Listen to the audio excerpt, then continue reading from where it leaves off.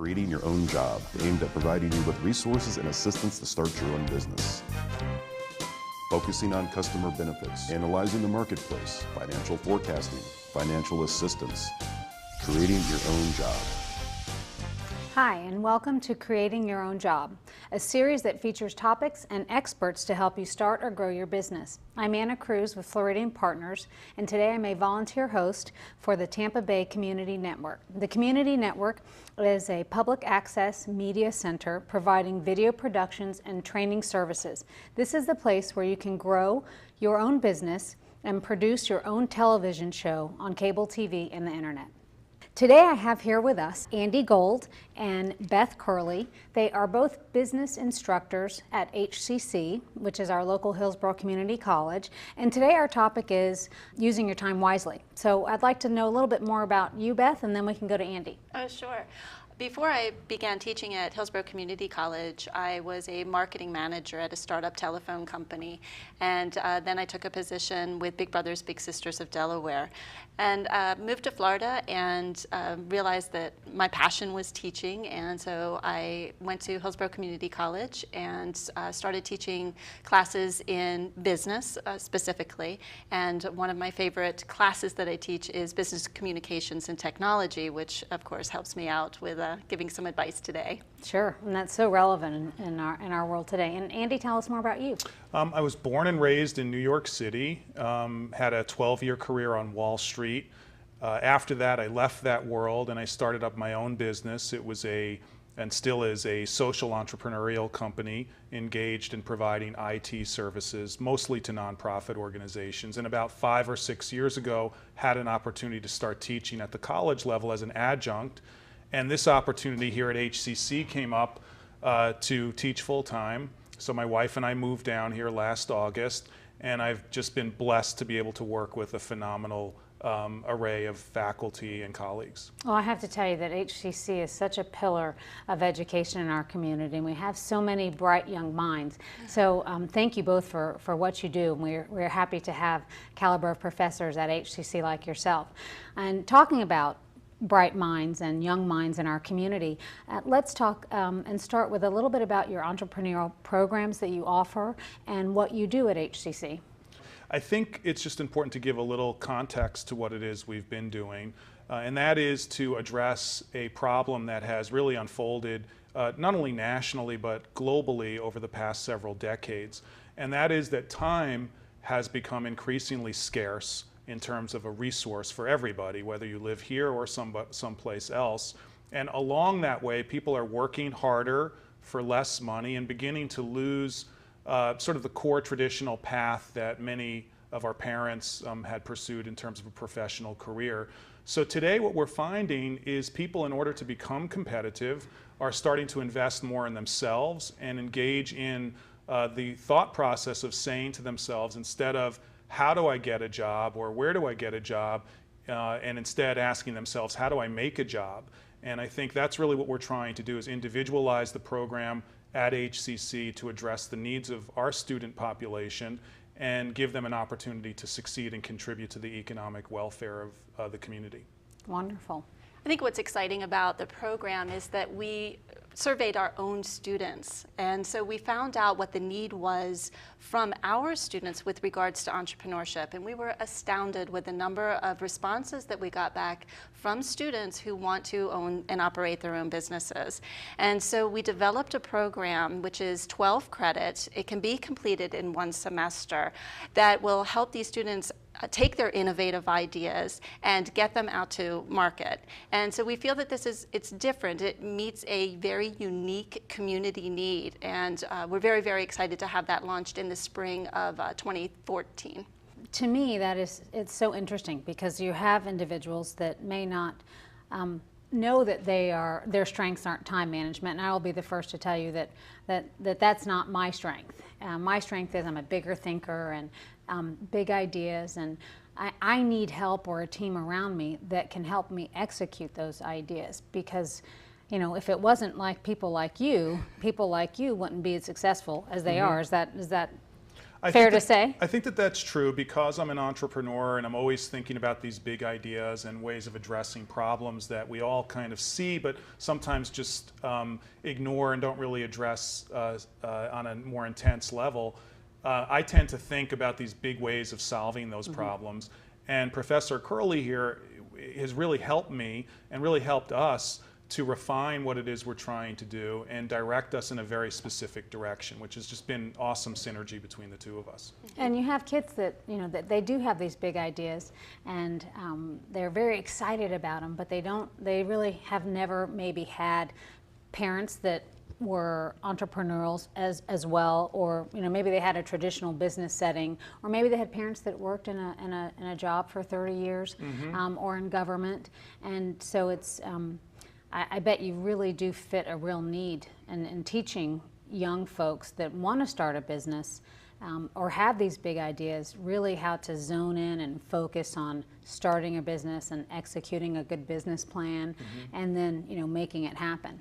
Yes, absolutely. The young people do have these innovative ideas, and many young people are interested in technology, for example, and app development and things of that nature. But what we found through the research was that the average student who was interested in the entrepreneur program was over the age of, I believe it was 28, so 28 to 35. So that, once again, HCC has such a unique opportunity to be able to help the community at that grassroots level be able to open their own businesses and help ensure their success. To me, 28 to 35 years old is still very young. Yes. But I will say it's a non-traditional age demographic for a college student, and I think we meet and address a lot of different need states. What I wanted to say, though, is I believe that entrepreneurship is something that we're all born with inherently in our DNA, and somewhere along the line we're sort of taught, instead of being innovators, to instead become workers, working for another business or company or whatever the case might be. And I think because of the recent economic downturn and this sort of resetting in terms of how we compete in the world today, I think people are beginning to realize that they need to be more innovative and invest more in themselves.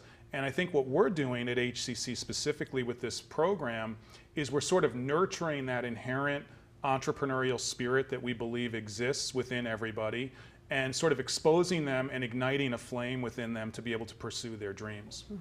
Let's take Amazon, for instance, and talk a little bit about that, because I find that so fascinating from concept, 20 years ago, 10 years ago, to what the reality of it is today, and the market share that Amazon holds.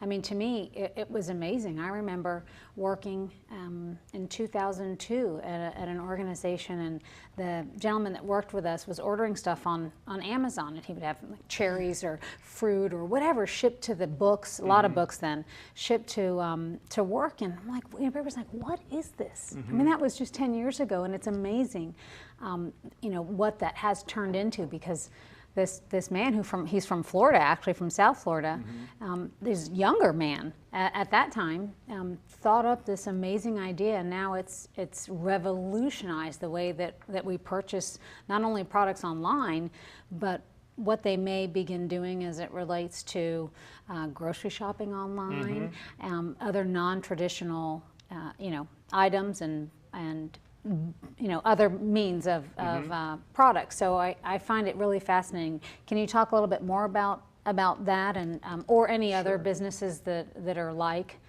I'll start with Amazon because you brought that up. Jeff Bezos, who's the founder of Amazon, is a brilliant man.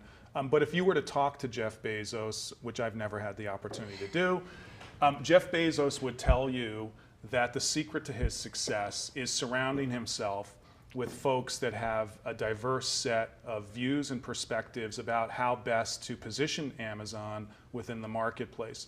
The second thing I've heard him say in interviews is he's very much focused on the long term, and he recognizes that you have to incur cost over the short run to pay dividends over the long term. And I think we're doing that here at HCC as well. We're listening to folks like Jeff Bezos and other leaders, and we're saying, how do we invest up front and incur cost up front to make our community, to make the state of Florida, the region of the Southeast, and the country a more productive place economically. And while we haven't yet reached that point with the program we're starting, we hope that it eventually leads to a lot of those doors being open for us. Well, I can tell you that our mayor, Mayor Buckhorn, who was just elected 2 short years ago, that has really been some of the cornerstone of his administration, and a real visionary as it relates to what kind of jobs and what kind of sustainable communities we're going to build over the next 10 years here, or while he's in office. So there's been a real focus citywide, and he talks about it a lot, and he's engaging with other businesses, and he's attracting other industries here as well, so that we have the workforce. And what you're doing is educating that workforce, so when these companies do relocate here, we are able to fill that need as well, not just from an entrepreneurial standpoint, but also from HCC as a college in and of itself. But I think that it's important that you have a community that embraces that and that wants that, and that it does everything that it can do to support that, because without that it's really difficult. So I commend our mayor for really making that a priority. I just wanted to add to something you said, which is the importance of linking different stakeholders within the community together. And Beth and I, as well as our team of folks working with us, have worked really hard at bridging new relationships with community stakeholders and not just staying within the walls of HCC. So we've sort of jumped over the walls, so to speak. Some people think we're crazy, but we are kind of crazy. We kind of go out there and we meet folks, but it's led to great outcomes. We have some key partners that I just wanted to mention. One of them is Tampa Bay Wave. Tampa Bay Wave is a business incubator in town that has set up an internship opportunity for our students that track through our program and can actually apply the skills that they learn in our program to actually working with folks who are in the startup phase of their own business. We've also recently partnered with an organization called Working Women of Tampa, another great advocacy group trying to help women of all walks of life to consider pursuing careers in entrepreneurship. And I think as we meet more folks and they learn more about us and we learn more about them, you realize that us working together or collectively can really have a great impact. I think at the end of the day, what Andy and I are discussing here is the fact that HCC is being entrepreneurial. Finding a product that we felt would work. We did our research on it, and now we're making these very important relationships in order to meet a need in our community, a need in our nation, a need in our world. And what we're finding, much like being entrepreneurs, the two of us working together and having to manage our time, balancing a workload of teaching and developing a program and meeting community folks who are going to be able to support us, we can completely identify, we're walking the walk, not just talking a talk, about how do you budget your time during the day and night in some cases to make your idea, your innovation successful. You touched upon something that I think is really important that a lot of industries overlook, and that is community relationships. Particularly Tampa, we have such a diverse and friendly community here. And what you all are doing at HCC by going out and reaching out to the different community leaders and stakeholders is so important, because you can fill a need for some of their businesses, i.e. internships. I think that in my former life and in my former career in politics, we couldn't run a campaign without interns. It was such a necessity for us, and that's really where I learned the nuts and the bolts of the campaign world and also the business of politics, quite frankly. So internships, I think, are something that young students should really look into. And the internships add a dimension to the program in that they help reduce risk And most folks who are interested in entrepreneurship or they have that idea for their own business, what may divert them is being risk averse. They're afraid to do it. In this nice, safe environment of HCC with professors who can help you through, and then we help you get an internship where you can see other organizations doing what you want to do, in essence, will help lower that risk and hopefully make much more successful Absolutely right. businesses. Let's talk about maybe some of the challenges that you both see, you know, when you're developing a curriculum or then actually executing that, or with your students. Well, I'll start with what Beth touched on, which I think is really an important point, which is, I mean, everything she says is important, but this was a particularly important point. Smart man. I agree. She said that we're viewing what we're working on along with our colleagues in the same mode that a startup would operate. So we're being not only entrepreneurial within the confines of HCC, but we're actually looking specifically at what we're doing in program development through the lens of a startup.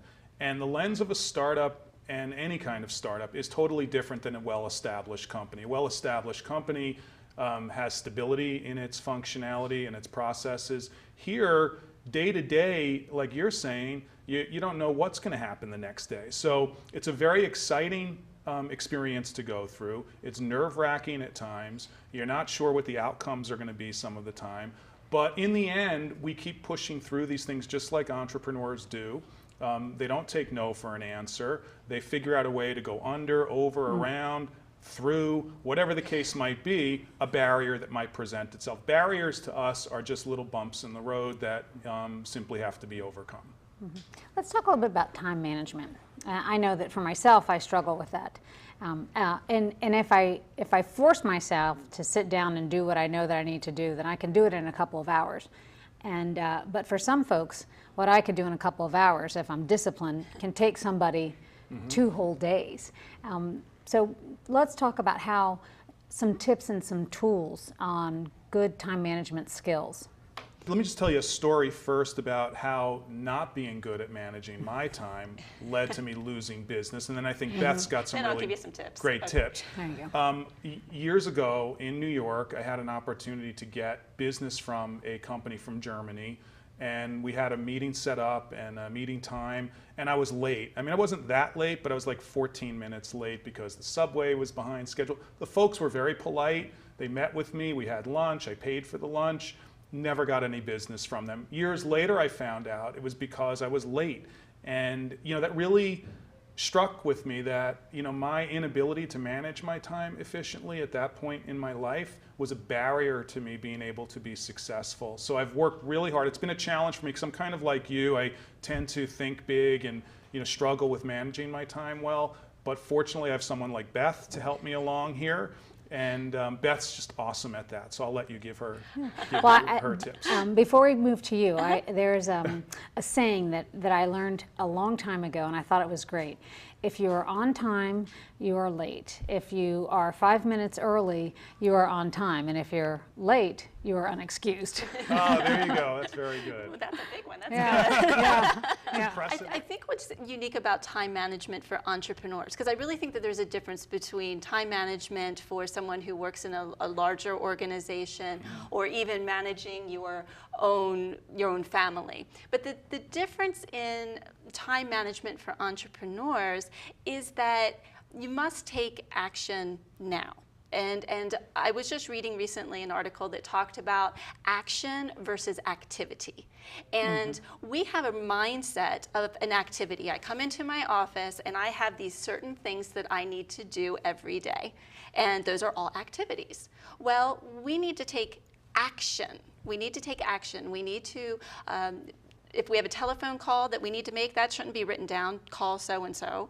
We need to pick up the phone and call so-and-so. And Andy and I have a joke about this. When we take action, at the end of the action, we go boom, and boom like is done. Yes, done. Yeah. It's taken care of. It's a great feeling. So right, it is, and I think that keeps an entrepreneur, and it could keep anyone, honestly, energized because you've completed something. You don't have that monkey on your back, so to speak, always there dragging you down.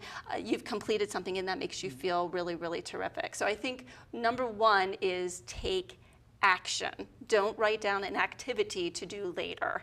That's a So big one. procrastination is not part of that equation. Totally not part of the equation. It shouldn't be. And I just want to add to that for startups, mismanaging your time can lead to failure. So in this particular case, if you put off till tomorrow what can be done right now, that stuff starts to compound itself. It becomes a distraction to you. It creates enormous pressures for you, and it mounts and keeps you from doing what you really should be doing. And it's great customer service. I mean, think about it. If you're out and you're meeting people that might be interested in your product, your innovative idea, getting that taken care of, whatever it is, if it's a follow-up telephone call, if it's a simple thank you, it was so wonderful meeting you today, that goes such a long way in the mind of your customer. And they're going to think, wow, this person's on the ball. I want to do business with them because they follow through. So that activity, very, very, very important. You touched upon something that I think that we have lost, and that's good customer service. I've struggled with actually finding businesses, or whether it's retail or services, really hard and difficult to find businesses that still provide really good customer service. And I'm not certain if that's just it's kind of a sign of the times with emails, and everybody has gotten away from the personal touch of things, and they're thanking you via email or text, and even though that's even if you do that, that's better than doing nothing. But as a consumer, I struggle with finding good customer service. I think this gets back to what your brand is as a person, as a company, as an organization. At HCC, with what we're doing in terms of our brand, we're very customer service oriented. So some companies are, some companies are not. Consumers have to weigh the trade-offs of that particular decision. Do they want the product or service that the company is providing and not get the customer service because it's such a great product or service at a great price? Or do they want the customer service and look elsewhere? But the trend has been, you're correct, away from customer service toward more price-sensitive approaches toward business. But we're offering both at HCC. We're offering both an extremely cost-competitive certificate program in entrepreneurship at a very low cost, and a ton, when I say a ton, I mean a ton of customer service. And I think it's important too, we talked about brand in customer service. In a small organization, a small company, generally speaking, I am the brand. You as the person who is venturing out and has this startup, it's all about you, and that's what people are going to see. How you present yourself, how you behave, how you use your time is going to make or break your brand. Absolutely, and I couldn't agree with you more about how you present yourself. We live here in Florida, where some folks wear flip-flops to work, and they think that that's okay. Now, I'm certain that some of their bosses may not think that's okay, but they don't know the difference. Do you all teach your students kind of like the 1, 2, 3s of the aesthetics of how to dress for success? And absolutely, there's a course within the certificate program, Business Communications. And in Business Communications, it's one of the things that we talk about in the first week of class is how do you dress for success, but basically dress for the next level of an interview. How do you dress if you're going to go out and meet a customer? How do you present yourself? How do you shake hands? How do you smile? How do you make eye contact? All of that, yes, is something that has gone over. And the reason that we do that really is that we had feedback from the local business community saying, will you please work with your students on helping them understand what is needed in the business world? And something as simple as that is how you present yourself has been incorporated into the program. That's great. I just want to say, to reinforce that, Beth and I telling students how to dress, how to behave is great, but it's not as impactful as them actually seeing people outside of the classroom behaving and conducting themselves that way. So a big part of what we do is we bring our students out into the community, and we bring the community into the walls of HCC. We have a series of speaker panels. We have professionals come in and speak to students about different dimensions of entrepreneurship. And I think what that provides is for students to see what's possible in life, just in general. It opens their eyes to that, but also to see how people conduct themselves, how they dress, how they speak, the words they use. And that's really important to reinforce the stuff we're teaching in the classroom by bringing in folks, out in the community. It's so important. We're going to begin to wrap up. So as we end our show, and I want to thank you both for joining us, if you had 3 tips on an entrepreneur that is maybe watching this program that wants to get started, 3 tips for them, and then 3 tips for time management skills, or somebody that may struggle with that, and how you can possibly help them. I think, in all honesty, the folks that are teaching in that program, myself included, and Beth here, have a tremendous array of experience, and I think that could really help someone who's thinking about entrepreneurship or is an entrepreneur to track into our program and get those core skills that they need. The second thing is the Jeff Bezos concept of thinking long term, and to always be focused on what your long-term objectives are. And then the third thing is to just not let anything stop you, and just say, no is not an answer that I can accept. And some easy ways to manage your time is, first of all, don't think of yourself as being alone.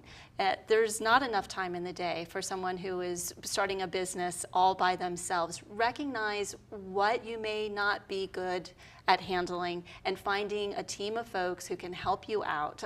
Andy and I, again, great relationship. We can work together. And so there's 50% more time, right? So I have some extra hours on the clock, if you will, just by bringing in another partner. Mm-hmm. The other thing is what I mentioned earlier, really do now, not later. And soon as that opportunity comes up, handle it, take care of it, don't put something off. Prioritize is really, really big. And the third idea is to keep time for yourself. And you can't be 24/7. Work-life balance. Exactly. Mm-hmm. You've got to be able to unplug, decompress, because your creativity and innovation as a startup or as an entrepreneur, that's what's going to separate you and make you really, really successful. So take that time so that you can stay creative and not burn yourself out. And I think the one thing to point out about time is it is the ultimate neutralizer. The one of the few things that the 3 of us and Bill Gates have in common is he, just like us, gets 24 hours in a day to get whatever he needs to get done, as do we. How you allocate that time and use that time to your benefit will weigh heavily upon your success in life. And if somebody wanted to go to the HCC website and look at your department specifically, where would they go? For the entrepreneurship, it would be hccfl.edu/innovation. And the homepage. Right, or you can go to the hccfl.edu homepage, and then there's all of our wonderful academic programs there as well, business administration being one of them, and our 25 credit certificate in entrepreneurship. Thank you for your helpful advice and sharing your knowledge. We really appreciate it. And for the viewers, thank you for tuning in, and we will see you next time.